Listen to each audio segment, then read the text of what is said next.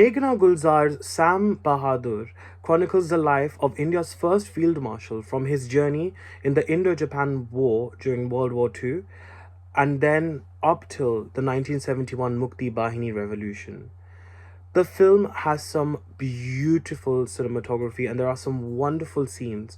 One in particular is the first war when it breaks out. We can see the camera moving with Vicky Kaushal as he moves forwards and backwards on screen.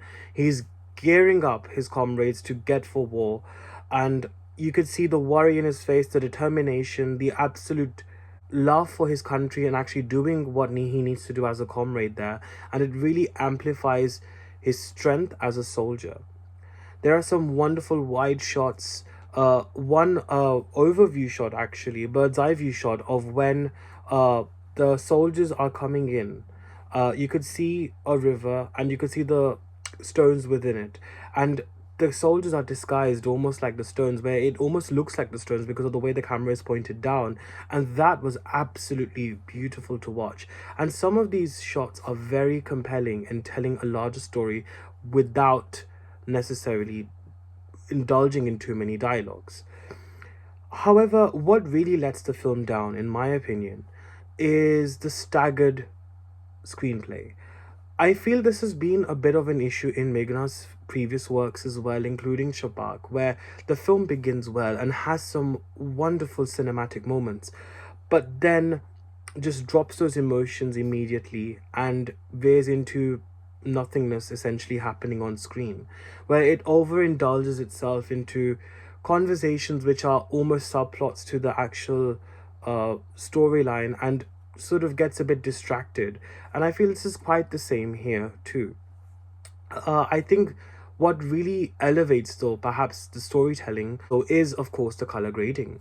I love the fact that whenever there's no sense of war and whenever there's a sense of calmness and tranquility before any important decision is to be made, we see the lush greenery to represent the earth and the beauty of earth and the beauty of nature, perhaps. Then when the serious decisions are made, we see heavy influences of brown, and the color and the lighting shift changes from very pastel-like to very dark gradients. And I love the way the color grading transitions in between the sequences and the way as the film progresses. What also is a big distraction, as I mentioned as well, is the fact that the use of archives. Now, it's very understandable that this is done perhaps with the purpose of informing audiences of what actually happened and to provide a bit of a glimpse into history.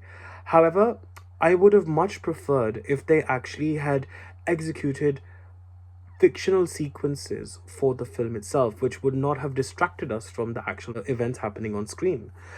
For example, in Peeper, the battle sequences that they had gripped the viewers. And I feel like I felt very engaged within it. And I felt that that was what was missing here.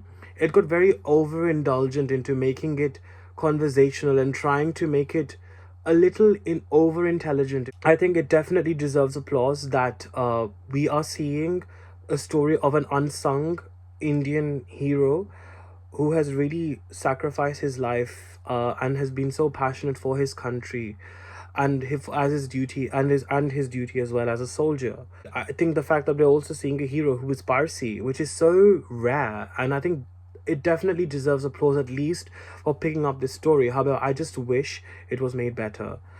Star of the show, Vicky Kaushal, is undoubtedly excellent to watch. He is in top form.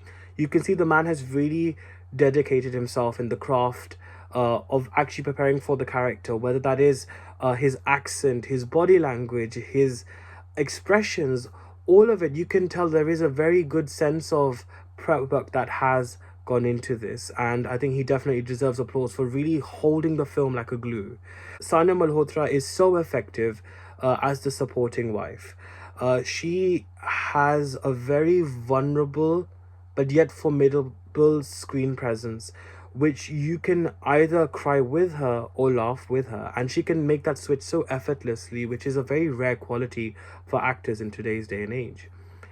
Unfortunately, the representation of Indira Gandhi perhaps wasn't or isn't the best in Indian cinema. We recently had Lara Dutta play the role in Bell Bottom, which was a fairly decent job. Here, unfortunately, I find Fatima's performance again a little bit of a disconnect.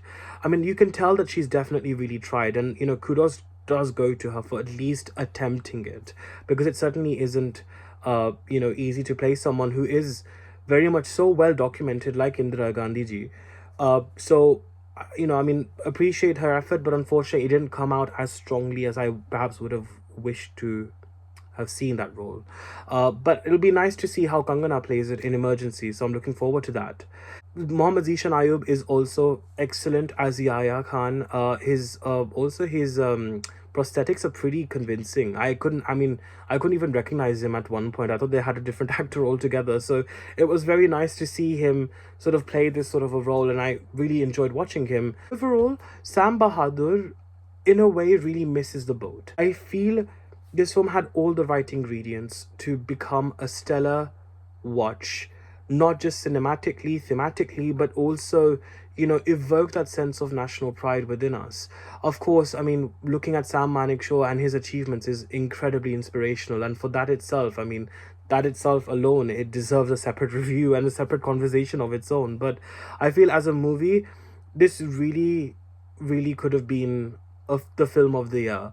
Uh, if I was to give this stars, I would give it 2.5 stars out of 5. However, for Vicky's pure conviction and his pure dedication to the role, I'm gonna go with 3.